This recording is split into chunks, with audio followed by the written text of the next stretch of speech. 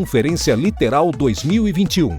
Uma reunião de grandes nomes do meio cristão, abordando temas específicos e trazendo soluções práticas para a propagação do Evangelho. Realização Literal Books. Apoio Holy Digital. Rádio Transmundial. Sociedade Bíblica do Brasil. Web Rádio Frutificai.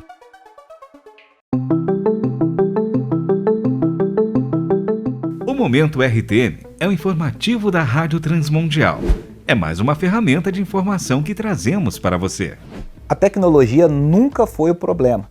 O problema é como a gente usa essa tecnologia. Ou seja, nós como cristãos temos que fazer um uso redentivo dessas novas tecnologias que estão à nossa disposição para alcançarmos as pessoas da melhor forma possível, usando o bom lado que essas tecnologias nos trazem e também tentando, de alguma forma, contornar os problemas que vêm embutidos com elas.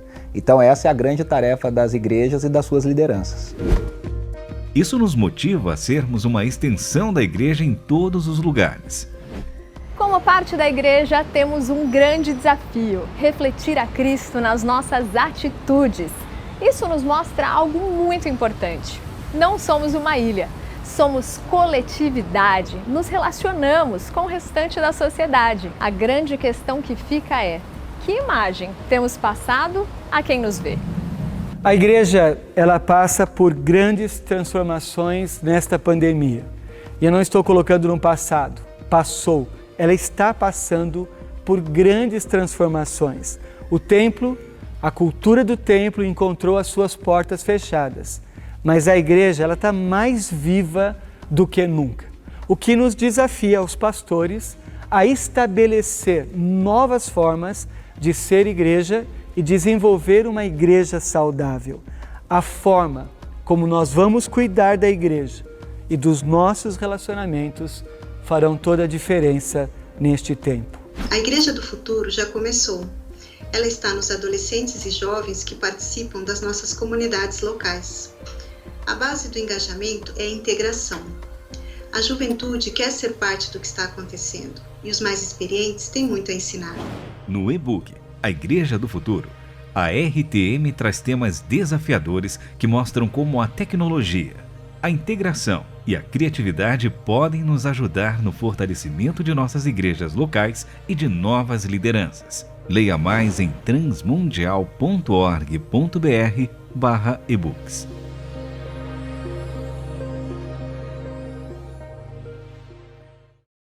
Há muito tempo, no país de Gales, o sonho de uma menina mudou a história das escrituras sagradas no mundo. Ela queria muito uma Bíblia para ser só sua. Esse sonho deu início a um grande movimento que implantou a primeira Sociedade da Bíblia em 1804. Tempos depois, em 1948, chega a vez das igrejas e cristãos brasileiros se unirem para fundar a Sociedade Bíblica do Brasil. Desde então, a SBB vem semeando a palavra de Deus e transformando vidas. Meu primeiro contato com a SBB foi no ano de sua fundação, em 1948. Eu tinha 6 anos de idade e, é claro, não tinha nem ideia do significado do gesto de meu pai. Lembro-me, apesar da pouca idade, de meu pai colocando num envelope uma oferta e dele dizendo: "Esta oferta é para a causa da Bíblia."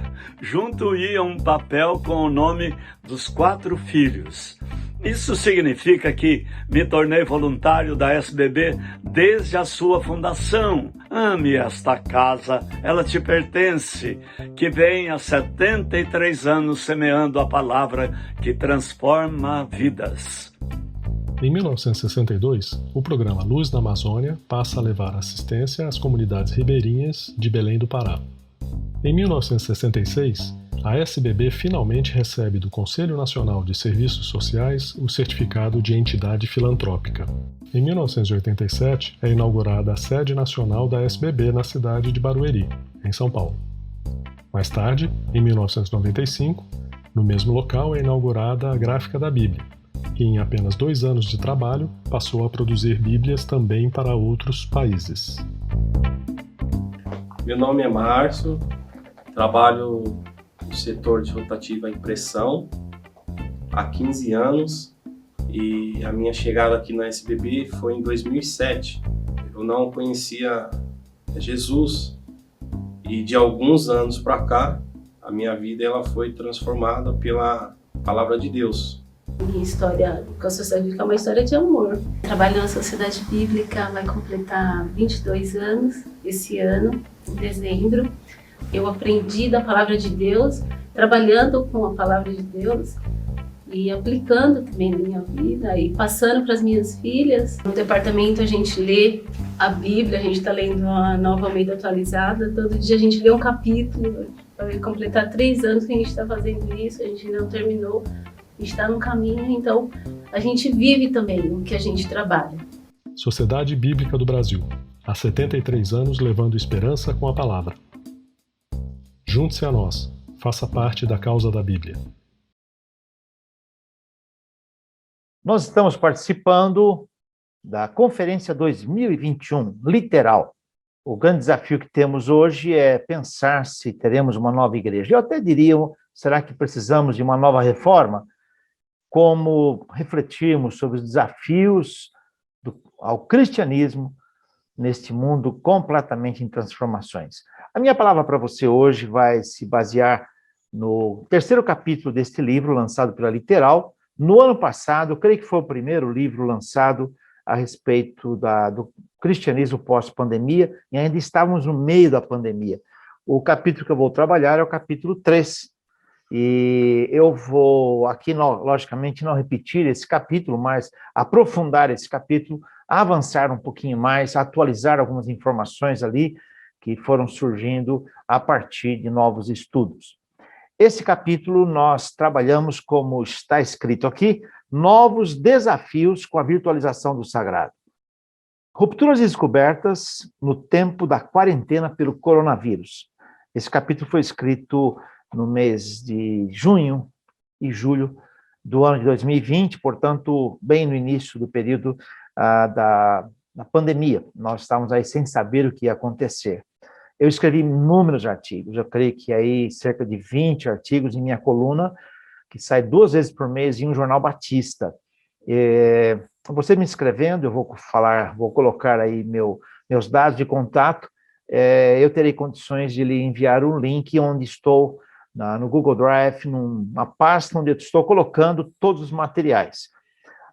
O último artigo que saiu publicado foram uma série de 5 artigos, e onde eu falei sobre Covid-19, o grande reset, aproveitando uma palavra do Schwab, Klaus Schwab, que é, aliás, atualmente, o diretor executivo do Fórum Econômico Mundial.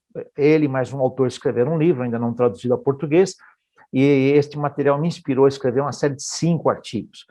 E mais recentemente, aliás, terminei ontem, vai sair agora, eu creio que durante mesmo o período da nossa conferência literal, mais um artigo, onde eu faço algumas colocações comparativas sobre o sagrado e profano, falando sobre o aspecto de higiene, e falando sobre Mircea Eliade, falando sobre outros autores que estudam o aspecto religioso e fazendo um estudo comparativo. Se você quiser receber, no final eu vou apresentar para você como entrar em contato comigo. Na realidade, este livro, esse capítulo, ele tem como ponto de partida Lausanne I, de 1976. Eu sou dessa geração.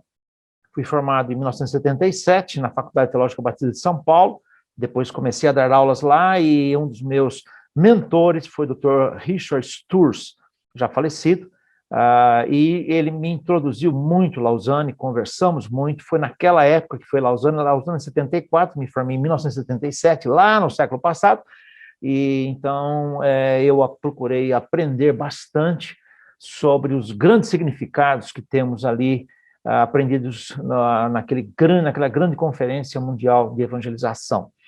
Havia muitas discussões, eu não vou entrar aqui no mérito, mas havia grandes discussões a respeito do que seria o papel da igreja, a missão da igreja, a finalidade da igreja. E então ali veio o conceito de que o evangelho todo para o ser humano todo, todo ser humano. Então, nesse caso, é interessante notar que, com o correr do tempo, então surgiu a ideia chamada missão integral da igreja, E isso foi, então, procurando mostrar que o papel da igreja não era só evangelizar o mundo perdido, mas tinha uma função, um papel muito mais profundo do que isso, além desse papel.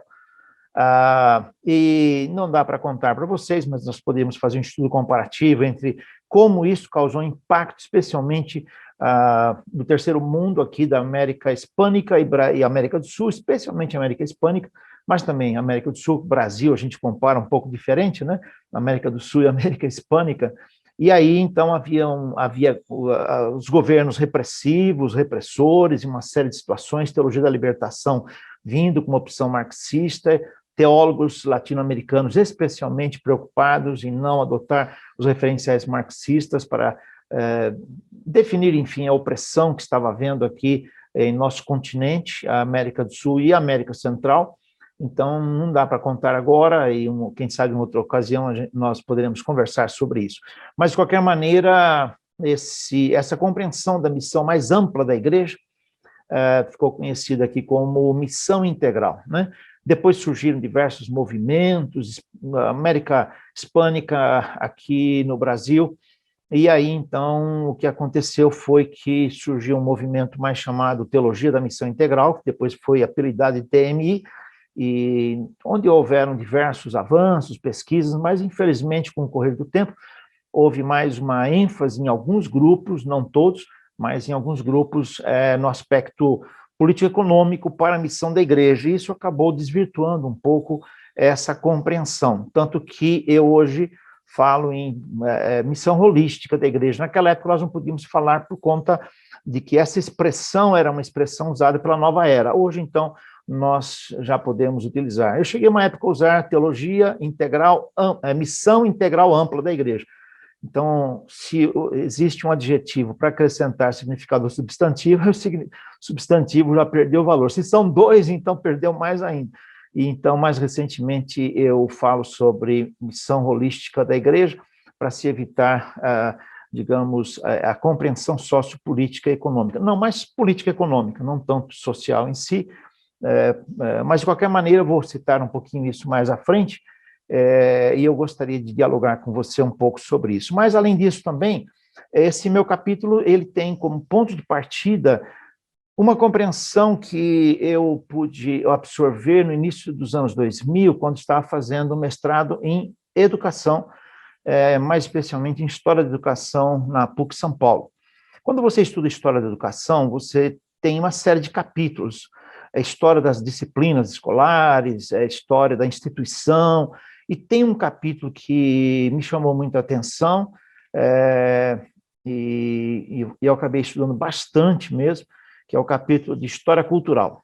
História Cultural você discute e estuda como que os fenômenos históricos, como que os fatos históricos vão se construindo ao longo da linha do tempo, numa instituição escolar, nesse caso, né? Então, a própria cultura que vai sendo construída, ela vai gerando fatos, decisões que vão gerando, enfim, a história, né? Então, você tem os atores, né? Você tem o diretor, você tem o coordenador acadêmico, você tem o bedel, né? Você tem um professor, você tem também os espaços, né? Tem o pátio da escola, você tem a sala de aula, a sala do diretor, que tem significados muito específicos e significados culturais que levam as pessoas a agir de uma maneira ou de outra. Você tem as temporalidades, quando você fala em a hora do recreio, né? Quando você fala do momento de férias, do momento de aula, do momento das provas. Então, tudo isso traz um conjunto de imaginários que leva a pessoa a agir de uma maneira ou de outra, e assim os fatos vão sendo construídos. Você tem os objetos, que constrói história também, tá? O giz, você tem, naquela época, né, não tinha tanto multimídia em si, você tem, digamos, aí o local, não seria púlpito lá do professor, mas a mesa do professor, e nos espaços, eu esqueci de citar também, né, o local em que o professor está, que é sagrado, etc. Eu comecei a fazer uma aplicação disso para a vivência religiosa, e é muito interessante. Isso se fortaleceu mais quando eu fui fazer doutorado em Ciências da Religião, na própria PUC de São Paulo, e aí eu comecei a notar que havia também possibilidade de eu usar esse modelo para analisar a construção cultural que nos levava a agir de uma maneira ou de outra maneira na própria vida eclesiástica, na própria construção teológica. Se você tem os espaços, né, você tem, por exemplo, o santuário, né, o lugar da habitação do sagrado, etc. Você tem a galeria é o local dos crentes preguiçosos, que chegam tarde. Então, tem uma série de significados. Você tem no espaço também o púlpito, que para muitas pessoas é um local sagrado. Você tem os atores, né? Você tem ali o pastor da igreja, ou se for uma outra denominação, vai ter o bispo, etc., né? Outras autoridades, e esses têm a autoridade, a palavra oficial, e tem uma série de significados. Você tem também as temporalidades, né? Tem o domingo, e é interessante que hoje não se tem isso, mas lá no passado se tinha certos cânticos, certas canções, né? Quem trabalha no domingo do Senhor está roubando, do Senhor está roubando. Então, é a temporalidade. É o dia da semana, o dia que você vai para o profano, fim de semana é o dia em que você está na vida sagrada e assim por diante, né? Enfim, comecei a fazer esses estudos, eu não cheguei a escrever muita coisa sobre isso, mas ficou, e agora foi possível desenvolver um pouco mais essa compreensão. Então, você pode estar pensando, puxa, e a Bíblia, onde fica nisso? Pois é, eu tenho a palavra de Deus como meu ponto de partida, né? Minha fonte da minha pesquisa base é a palavra de Deus. É onde temos a verdade, onde compreendo o mundo, mas eu preciso compreender o mundo como ele foi construído. E aí eu vou partir de certas concepções bíblicas e analisar como nós construímos o mundo, construímos a nossa teologia, a nossa prática eclesiástica, a nossa compreensão até do mundo, e comparar com a Bíblia. Então, eu vou usar um modelo como este, extraio as informações do cotidiano, comparo com, para mim, o referencial, ponto de partida, o que eu chamaria na filosofia, na epistemologia, de grau zero do conhecimento, que para mim é a palavra de Deus, e a partir disso eu analisaria esses fenômenos em si. Então, eu gostaria que você já conhecesse os meus pressupostos para fazer esta análise. Respeito quem pensa diferente, mas eu gostaria de convidar você a uma reflexão, a poder pensar comigo e, quem sabe, poderíamos ressignificar algumas práticas que temos hoje, a partir das Escrituras. E nós poderíamos, assim, compreender como, muitas vezes, podemos estar bem longe, ainda que possamos chamar certas práticas, certas compreensões de sagradas, sacralizadas, pelo menos. Então, nós poderemos trabalhar em cima dessa compreensão, sempre partindo das Escrituras como minha fonte de verdade, minha pesquisa de base e o meu fundamento. Mas eu tenho de analisar o que está acontecendo, tá? Eu uso essas outras ferramentas para poder ajudar, né? Bom, vamos lá. Chega de prosa, como dizia o antigo poeta, vamos dialogar um pouquinho mais. Tudo estava funcionando normalmente e fomos dormir. Quando acordamos, tivemos a notícia da pandemia. Acordamos com um mundo diferente. E agora o que vai acontecer?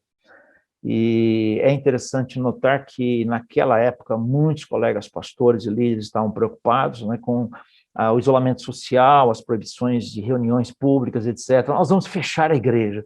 Então, essa foi a primeira pergunta que, nos primeiros momentos, eu fui acompanhando nas redes sociais e fui acompanhando com o dilema que muitos colegas estavam tendo na liderança da sua própria igreja. E eu pensei, bom, mas a igreja não fecha. Igreja somos nós. O que está acontecendo?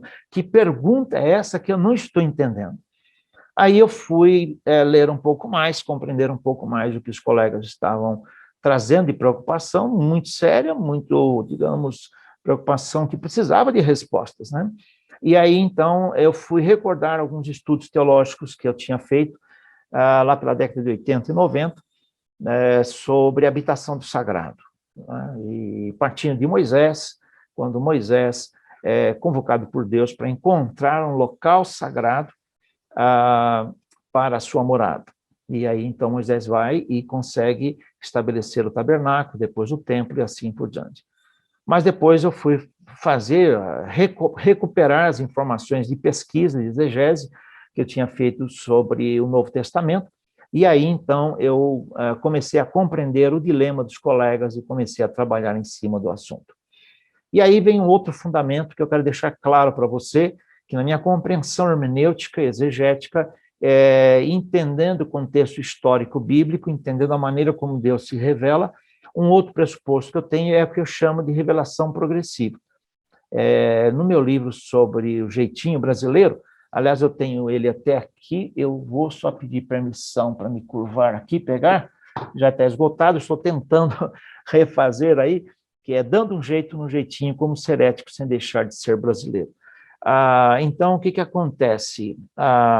Lá eu trabalhei vendo no Novo Testamento um modelo de compreensão de certos fatos, né, e como certos fatos éticos eram tratados, especialmente o que a gente chama em ética de situações de fronteira, onde a linha divisória entre o que é certo e o não certo, certo e errado, ela é muito tênue e às vezes não dá para você enxergar.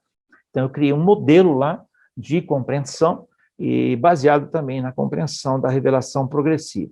E ele está aqui nesse desenho, tá? Você tem a realidade moral aqui, o mundo que está vivendo hoje, você tem aí o ideal ético perfeito aqui em cima, que é a palavra de Deus, e uma ponte que muitas vezes você tem que fazer daqui para lá.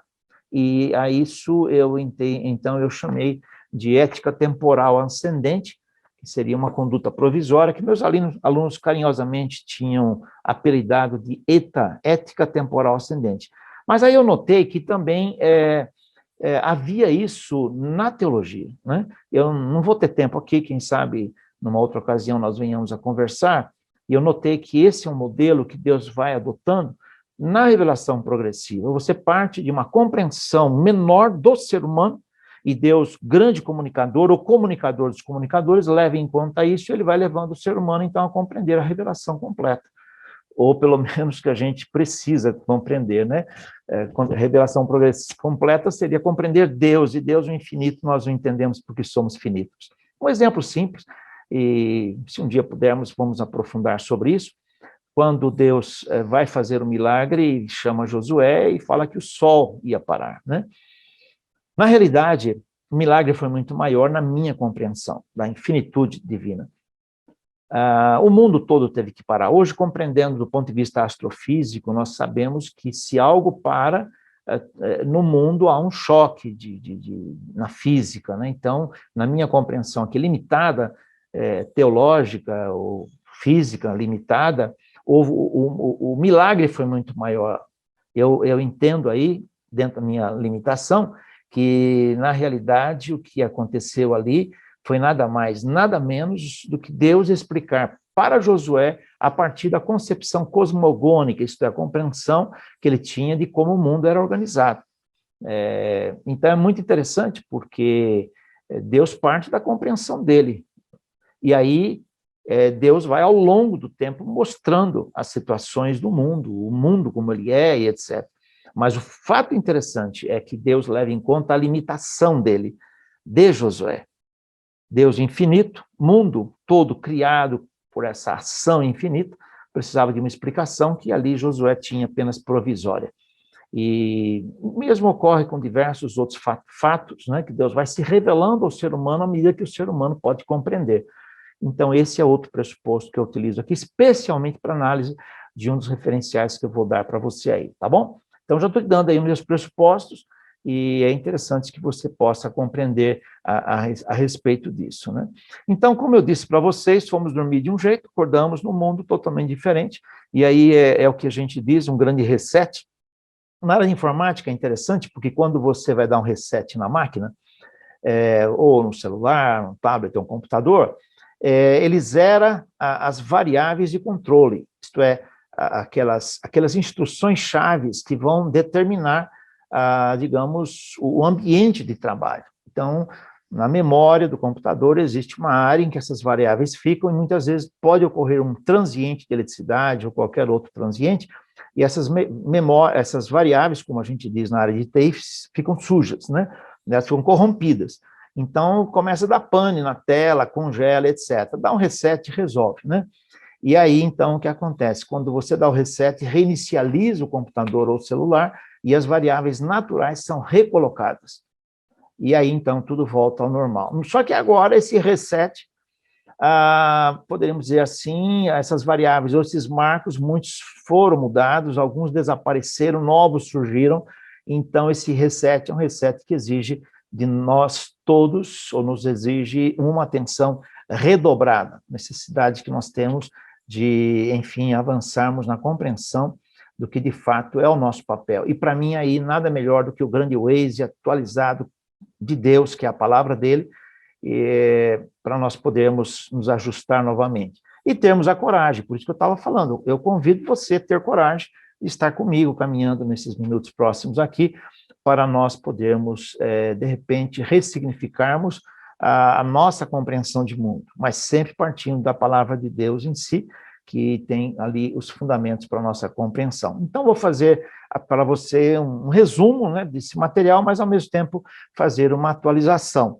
Então, eu vou falar para você que, na realidade, eu consegui resumir isso, no livro tem a citação de uma parte da fonte, de um livro de um colega que eu ajudei a revisar no passado, pelo menos os títulos vieram de lá, Quebrando Paradigmas, e pelo menos os títulos, mas pelo menos eu procurei ressignificar e ampliar. O primeiro item que eu coloco de referencial, você, se quiser usar a palavra paradigma, pode, na academia a gente evita usar a expressão, que ela é polissêmica, mas vamos usar provisoriamente paradigma ou referencial. O primeiro foi o templo.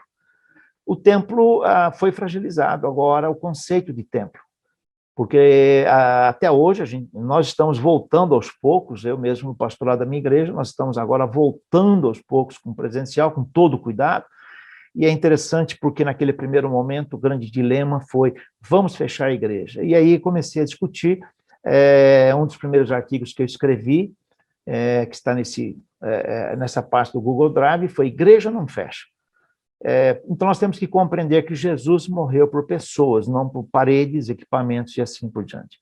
Por que nós chegamos a trazer uma significação da igreja diferente? Vamos à igreja, nós fizemos uma localização do espaço que nós chamamos de igreja, que seria, na realidade, o templo, né? ou algo semelhante. Como que isso surgiu, né? Então, nós vamos trocando algumas ideias e eu vou resumir para você apenas dizendo que o conceito de habitação de sagrado vem, no caso bíblico, né, na concepção judaico-cristã, ele vem lá do Antigo Testamento, como eu citei para você, e ele, então, mostra como Deus já estava falando para Moisés encontrar um local para habitação do sagrado.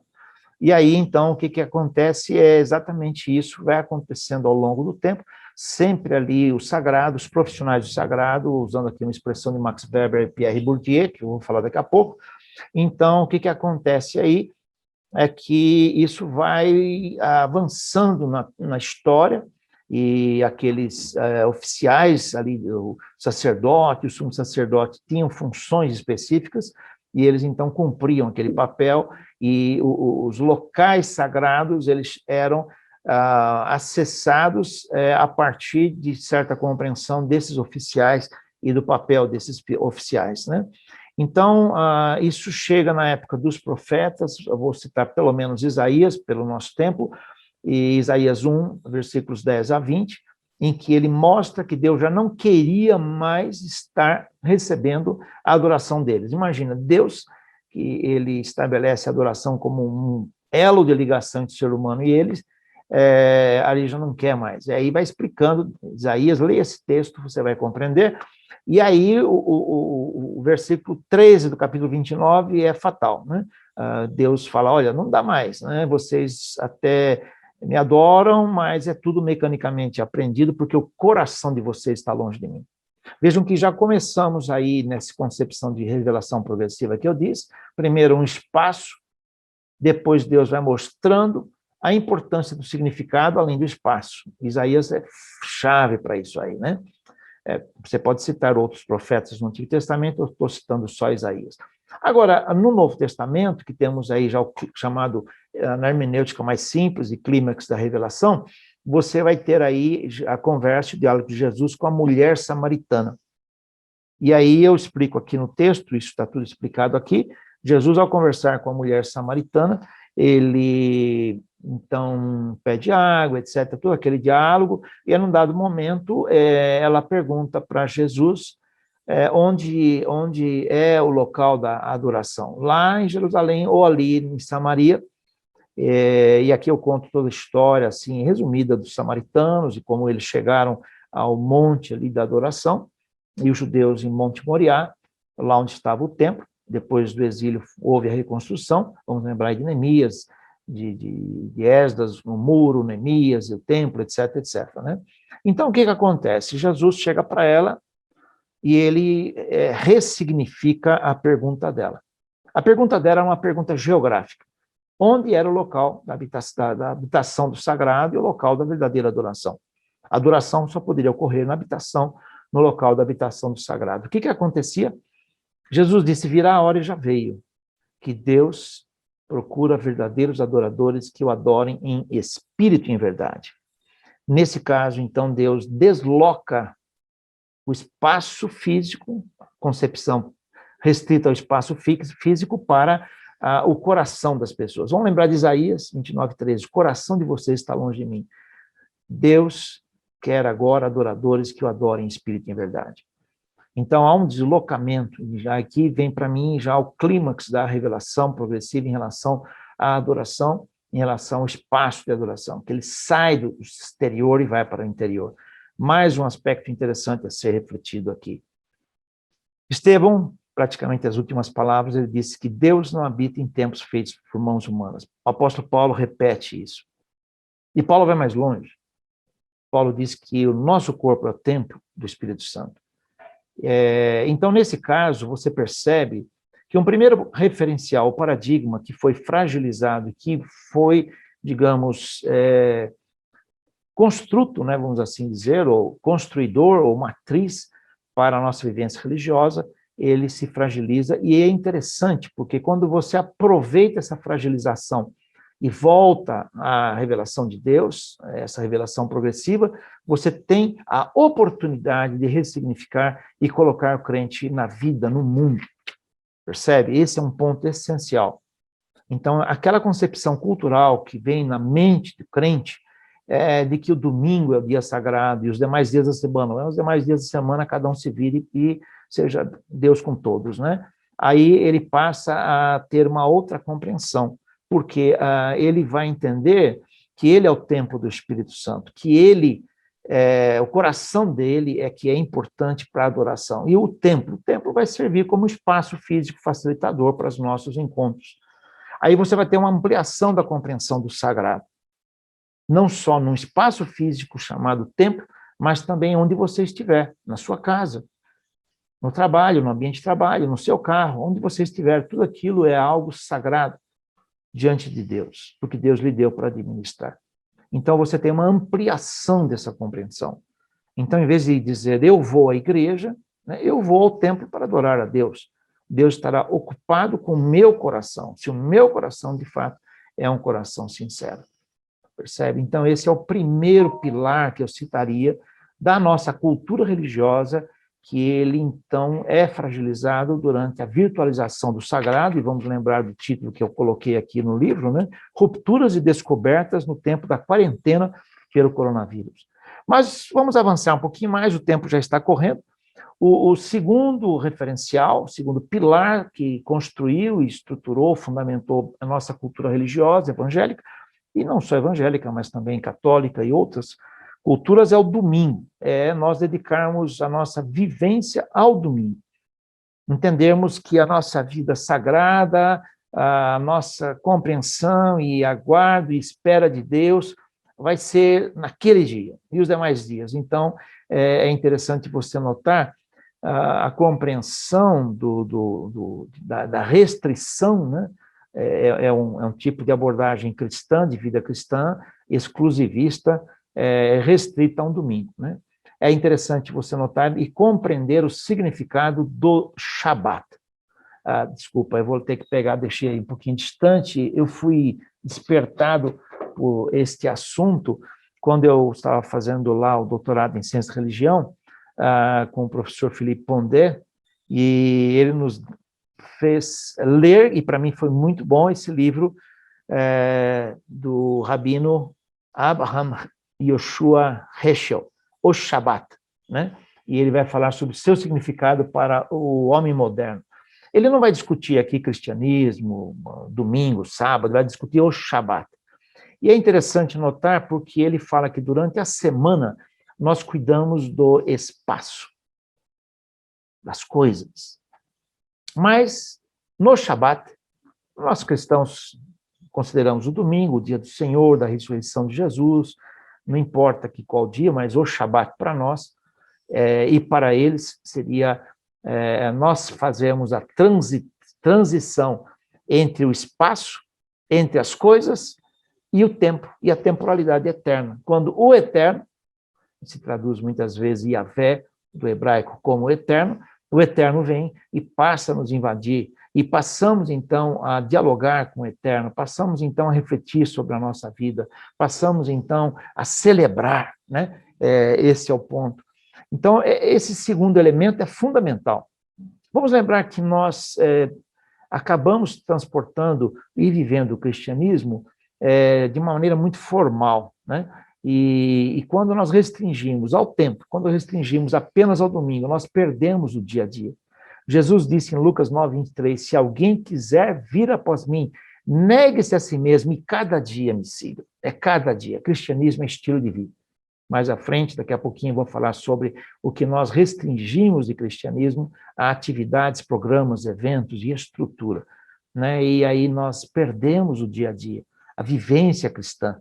É interessante notar isso, porque em Atos 17:6, aqueles que transtornaram o mundo chegaram até nós. A palavra grega para transtornar significa virar de perna para o ar. Revolucionar seria a ideia. Chegaram até nós. E a minha pergunta para você seria a seguinte: se nós, evangélicos no Brasil, que dizemos que temos a verdade e a palavra de Deus, e temos, tivéssemos saído do templo, saído do domingo, vivido o cristianismo com toda a sua intensidade, será que o Brasil estaria como está hoje? Teríamos revolucionado esse país? É uma pergunta essencial. É aquela pergunta de $1 milhão. Nós ficamos trancafiados nos templos no fim de semana, no domingo, e agora tudo isso fragilizado, tudo isso na pandemia, sem condições de ser muitas vezes ocupado, né? O crente, né, e eu escrevi muitos artigos sobre isso, ele se empoderou, porque ele na realidade não podia estar no templo durante a semana, muitos nem no começo nem podíamos trabalhar, fora de casa. E aí, então, o que acontecia é que o crente se empoderou, ele teve que se virar, cuidar de si mesmo, e já vamos falar um pouco sobre isso. Então, é necessário que você compreenda e aprofunde a sua visão do Shabat, né? Eu não estou aqui querendo ser judeu de jeito nenhum, mas o conceito do Shabat é muito fundamental, porque esse conceito vem da criação, não vem do judaísmo. Quando Deus estabeleceu uma ecologia da vida, uma ecologia do planeta, para que nós viéssemos a dar refrigério para a nossa vida. Lamentavelmente, o domingo, que seria dia do descanso, se tornou em dia do cansaço. Em dia de celebração, muitas vezes se tornou em dia da agitação. Fracionamos famílias, dividimos pessoas e poderíamos ter um dia ali em que nós celebraríamos em família. Celebraríamos em família de Deus, com a nossa igreja, mas também com a nossa família. Então, é necessário que nós venhamos a recuperar este papel e essa importância do Shabat, que seria um dia de celebração, que seria um momento de celebrarmos com Deus, dialogarmos com Deus, em vez de ser apenas um dia de atividade. Eu estou pesquisando, não posso garantir para você ainda, mas me incomoda muito quando eu olho aquelas ordens de culto norte-americanas, né, que vem lá em cima, service, né? Eu não posso garantir para você que minha análise é completa ainda, mas me incomoda mais do que service, porque vem a cultura pragmática aí, é mais viver, não é só servir a Deus no trabalho, é viver o evangelho, e como resultado do trabalho.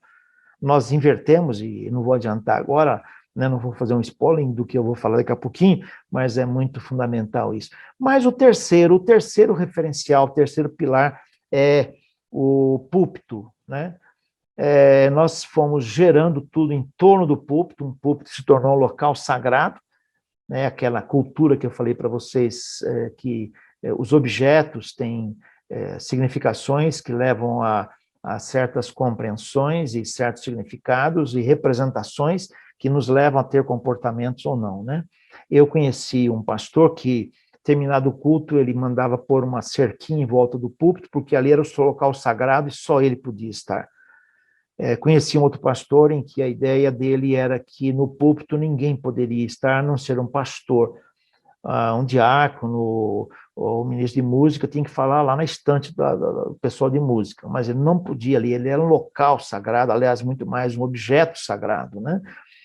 Os crentes, longe do templo, longe do púlpito, tiveram que se virar sozinhos em casa, ministrando a palavra de Deus para aquele povo. Mas isso tem mais um significado, porque as pessoas, ao dependerem só do púlpito para a sua compreensão da fé, a sua compreensão dos compromissos éticos no mundo, elas agora estavam sem essa possibilidade, sem esse acesso. E daí a necessidade de nós compreendermos isso como líderes, como pastores, como professores. Que nós precisamos devolver ao povo de Deus, e vou falar agora e vou repetir daqui a pouquinho, o direito que o povo de Deus tem de ser povo de Deus, de interpretar a Bíblia, de compreender a Bíblia, de poder acessar a palavra de Deus. E depender do púlpito, sem dúvida, para uma palavra de crescimento, uma palavra de admoestação, de indicação de caminhos que precisam ser corrigidos, de um ensino, sem dúvida, não estou dizendo isso, não estou desautorizando o pregador, mas o que eu estou dizendo é o dilema da centralidade da vida no púlpito, em vez da centralidade da vida. Você está pensando que eu vou falar de cruz, né? Eu vou dizer cruz e pedra removida do sepulcro. Eis aí um outro dilema. Nós consideramos o cristianismo muito do ponto de vista da cruz, né? Mas é a cruz e a pedra removida do sepulcro, são os dois grandes significados. Aliás, eu escrevi um artigo com 4 grandes significados. A encarnação, cruz, ressurreição e ascensão de Jesus. O centro da história, para mim, não é um só, são esses 4 juntos, porque eles dão significado entre si. A ressurreição, sem morte, não haveria. Mas a morte sem a ressurreição, o evangelho é vão, 1 Coríntios capítulo 15. Então, nós temos que ressignificar, redescobrir, sabe, estas interpretações que a gente ganha de presente. Precisamos deixar de ser um estudante bíblico de segunda mão, a gente precisa ir lá na palavra de Deus estudar, né?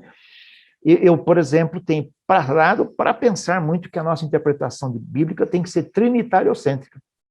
Talvez os pais da igreja tenham aí muito a nos ensinar nesse sentido, a patrística. Né?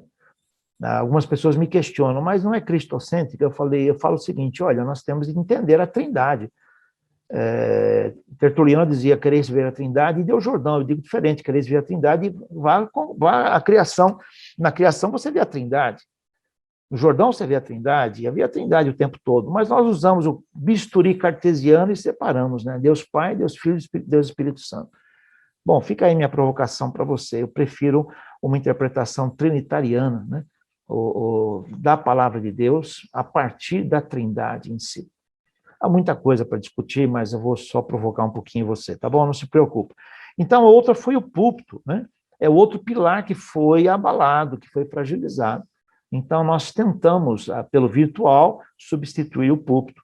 E é curioso porque muitas comunidades têm repetido um culto normal, como se fosse normal no virtual. E no virtual é tudo bem diferente, né? Você escrevendo uma mensagem no WhatsApp, mais de 10 linhas, quase ninguém lê. Um vídeo que passe, um filminho, um vídeo que passe de 1 minuto e pouco, ninguém vê. Talvez o Eutico, que caiu da janela lá com Paulo, sei lá, talvez demorou umas 2 horas, em 10 minutos hoje já cairia da janela. Então, nós temos que entender e redescobrir o papel da pregação. Eu só vou dar uma dica para você, no caso nosso batista, um dos grandes pilares da homilética, que é a área de pregação, né, a área de teologia da pregação, foi Broadus. E Broadus, ele nos ensina uma mensagem, um livro, eu estudei em Broadus, muito interessante, a gente aprende muito facilmente a preparar uma mensagem. Só que você aprende a preparar uma mensagem do ponto de vista linear. Só que a mente do povo, cada dia mais, está não linear. Eu tenho usado algumas referências interessantes, usado storytelling numa pregação, não vejo a hora da igreja voltar para eu fazer um outro experimento. Tem aula invertida, né? Sala de aula invertida, eu quero fazer sermão invertido. Depois eu conto a história, como é que funcionou. E se funcionou, eu acho que vai funcionar assim, porque quando eu vou pregar fora, eu desço ali de onde está a plataforma com o microfone na mão, hoje não, com a pandemia não dá, e vou dar para o público discutir a mensagem que eu estou dando. Já quebra Brothers, quebra já o modelo linear, e você vai trabalhar com o público, né? Talvez seja difícil para mim, que venho da área acadêmica, da área do ensino, seja mais fácil de dialogar com o público, e a gente faz isso muito na sala de aula, né? Mas é preciso refletir sobre isso. O quarto pilar referencial, nosso tempo já está bem avançado, agora vai mexer mesmo. É o clero, o conceito de clero, conceito que vem de nós, ao correr do tempo, temos significado a compreensão de líderes a partir da compreensão do Antigo Testamento, especialmente levitas, etc. E então, o que acontece? Acontece aí que nós vamos, ao longo do tempo, revalorizando algumas funções e cargos e mostrando que essas funções e cargos eles recebem uma certa autoridade, com o correr do tempo até um certo grau de infalibilidade, que leva o público a se separar dessa compreensão. Eu estava num grupo de pastores, numa reunião, né, convencional, e batendo um papo com eles, e aí chegou um líder de uma igreja conversar comigo, amigo meu, e aí eu apresentei para cada pastor, olha, isso aqui é líder da igreja tal, fulano de tal, tal, tal, tal. E aí eu fui apresentá-la para os pastores, eu disse, aqui é o crente normal, fulano de tal, né? Aí foi uma brincadeira total. Mas nós dividimos assim. Durante a Reforma Protestante, então, houve um estresse também na vivência eclesiástica, e a Igreja Católica tem ali os seus oficiais, com os graus, etc., não vamos entrar nesse detalhe. E quando vem a Reforma, que, aliás, foi um momento muito importante de ruptura da história, precisamos sempre estudá-la. Hoje eu falo em nova reforma com alguns colegas, tenho trocado ideias sobre isso. A necessária nova reforma que nós precisamos, diante do mundo novo que nós estamos aí. Alguns não gostam de usar a palavra novo normal, eu explico nessa série de artigos sobre o reset, né, o grande reset, mas nesse caso específico, o que acontece é que, de uma certa maneira, ainda se manteve em algumas igrejas reformadoras essa visão de clero, né? Eu me lembro, estudando a história batista, há uma ruptura na visão batista, e nada aqui de defender a nossa denominação, apenas falando historicamente, com respeito a todas as alternativas de compreensão desse assunto, há um trabalho do laicos, ou do leigo. O laicos é do povo, né? Alguém que é do povo. Então, essa compreensão ela é fundamental, de todos nós sermos do povo de Deus. Com o correr do tempo, até nós, batistas, acabamos pincelando a história e desenvolvendo uma concepção clerical. E é interessante, nesse caso, nós pensarmos que nós vamos assumindo o papel, em vez de viver com o povo, e vamos chegando a um ponto em que nós acabamos, como pastores, sendo superiores, ou nos considerando superiores ao povo. E agora, com a pandemia, o povo longe de nós, o povo, então, teve que, como eu disse há pouco, usando essa mesma expressão bem popular, teve que se virar. E é o que a gente chama na liderança de empoderamento da pessoa. Elas receberam um empoderamento, um pai de família, alguém da família, teve que pastorear a sua família. E quando há o luto interditado, a pessoa morre e não pode fazer, digamos, ali um funeral e passar pelo ciclo do luto completo, como é que isso acontece em si, né? Como é que isso ocorre em si? Então, eu diria para você, nós tiramos do crente o direito de ele ser crente. E eu vou projetar para você agora um pequeno comparativo que eu fiz, para que você possa compreender isso. Então, nesse caso específico, no livro eu vou trabalhar explicando a necessidade que nós, pastores, precisamos devolver ao povo de Deus, falo a segunda vez aqui, o direito de ser povo de Deus, o direito de exercer os seus dons de serviço, o direito de também participar no seu papel na igreja, né? Então, agora eu vou pedir um pouco licença para você, para que eu possa projetar este quadro aqui, para que você tenha condições de compreender, né? Então, vem aqui, né, novos desafios com a virtualização de sagrado, que vem a nossa mensagem da nossa conferência, Neriel, obrigadão pela presença, oportunidade aqui, né? Então, eu vou trabalhar assim, né? Primeiro eu vou explicar para você sobre concepção de reino de Deus. Eu criei um desenho, eu gosto muito de trabalhar com ilustração, que ajuda muito, né? Eu parto de Adão e Eva, tá? Criados por Deus, primeira fase, depois vem o crescimento, depois da queda, né? Eu cito Nimrod, o grande fundador das cidades, cito Babel, aí Noé restringe novamente, e aí vem as nações, vem todas as nações, tá? Que são todas elas, enfim, sobre o comando de Deus no seu reino. Aqui está o reino de Deus, o reino de Deus sobre as nações. Dessas nações, Deus separou Israel, depois na história, depois do exílio, Judá, tá? Como povo escolhido. Só que o povo rejeita a Jesus. E daqui vem a igreja, tá? Que pega um pouco de Israel, de Judá, e também tem os gentios. Um dilema aqui nessa concepção clerical, eu vou passar o mouse para você ver, é pensarmos que a igreja, ela é um fim de si mesma. Ela é um meio para Deus influenciar as nações com o evangelho, para Deus levar as pessoas a se converterem. Está aqui, nações, igreja, está aqui. Então, aqui, esse desenho eu procuro fazer para mostrar o papel que a igreja, né? A igreja crescendo seria como se nós tivéssemos essa linha aqui onde está a seta, subindo para cá e descendo. Esse é o ponto, né? Que nós poderíamos pensar o desenvolvimento pelo discipulado, pela evangelização e assim por diante. E agora vem a projeção que eu queria mostrar para você, tá? Então, vamos lá. Nós temos aí a concepção da missão holística da igreja que eu cito para vocês. Eu chamo de missão tridimensional. Como minha visão ela é trinitariana, eu parto de Deus, tá? E para mim a igreja, então, ela é uma esfera. Nesse caso, para não comparar com o templo. Para mim, a missão principal da igreja, a função principal da igreja é viver para Deus. E aí, então, é uma missão para com Deus. E Isaías fala viver para a glória de Deus. Eu pego os 2 mandamentos e aprofundo um pouco mais, eu digo que viver para a glória de Deus, viver em harmonia e comunhão com Deus, comigo mesmo, com o próximo, com a criação. É isso, missão da igreja é isso. Só que nós vivemos no mundo. Ao vivermos no mundo, o que acontece? Nós vamos ao mundo e voltamos a viver na comunidade, na família de Deus.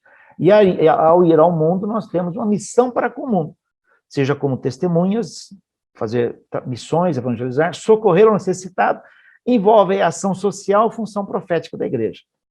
Inclusive, a igreja ser uma igreja que cumpra a sua função profética denunciando o pecado, não só da igreja, mas do mundo. E aqui entra o que eu diria para você, que aquela interpretação sobre a missão integral, que acabou sendo mais político-econômica, ela ficou presa só nessa função social e profética, mas é tudo isso, é muito mais do que isso, né? E aí, então, e não vai dar tempo, poderia investir tempo aqui na ética, nós trabalhamos muito com isso também, e mais ainda nós vamos ver que a igreja, ela significa que ela vai desenvolver uma missão voltada para ela mesma, tá? E aí temos o ensino, o consolo, comunhão, a demonstração, profecia, assistência social e espiritual, disciplina, serviço de diaconia, palavrinha mágica, etc. Então, essa seta que vai e volta estaria aqui dentro.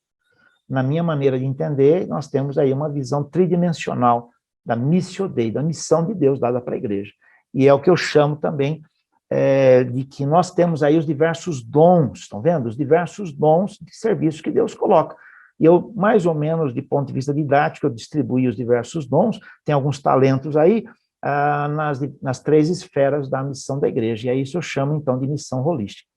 Agora, para podermos aprofundar isso, eu vou falar para vocês sobre a dinâmica da vida e do ministério total, tá? Vou começar de novo, para você ver, parto de Efésios 4, 11 e 12, Deus deu aos apóstolos, profetas, evangelistas, pastores, mestres, para quê? Esses líderes, aperfeiçoar os santos. A palavra aperfeiçoar no texto original é tornar algo naquilo que deve ser. Um barco que bateu no Recife, furou, ele vai precisar ser consertado porque ele deixa de ser um barco, porque não pode navegar.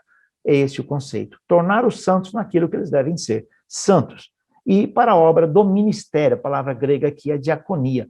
Veja que ministério não é só a liderança, é também um membro da igreja. E nós chamamos de ministros apenas os pastores, às vezes evangelista, missionário e assim por diante. Apóstolo, missionário, Seria o mesmo caso aqui, um vem do grego, outro do latim.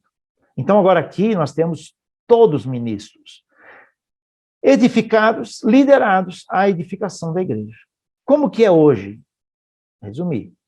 Deus deu santos para honrar, obedecer, sustentar, velar os apóstolos, profetas, evangelistas, eles ganham salário, eles é que vão trabalhar, e aí a igreja vai crescer. Então, aqui tem o clero e aqui tem os leigos.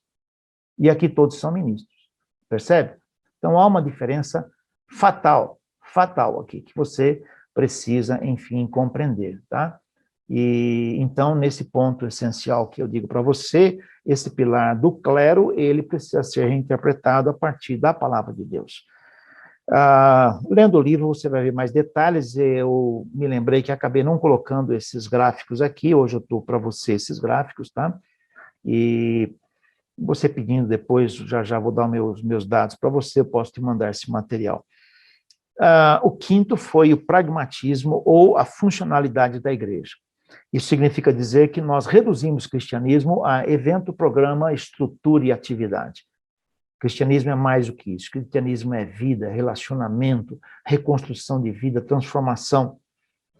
Quando eu pego a grande comissão e foco no id, achando que o id é imperativo, e no grego ele é um auristo particípio, o auristo nem é tempo verbal, ele mostra um estado, não mostra necessariamente uma ação, mostra um estado de situação. O imperativo é fazer discípulos.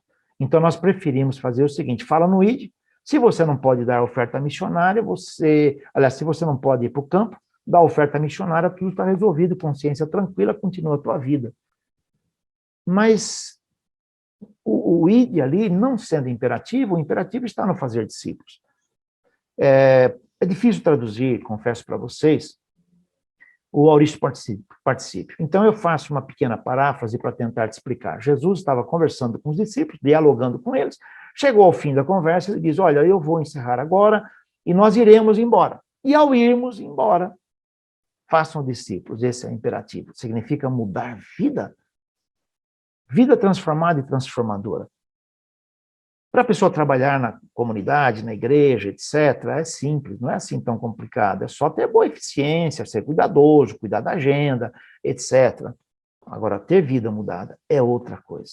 Então, nós fizemos um deslocamento da qualidade de vida, de relacionamento, de convivência, de construção histórica, de um projeto de vida histórico, a partir dos valores e princípios evangélicos, nós deslocamos isso para a atividade.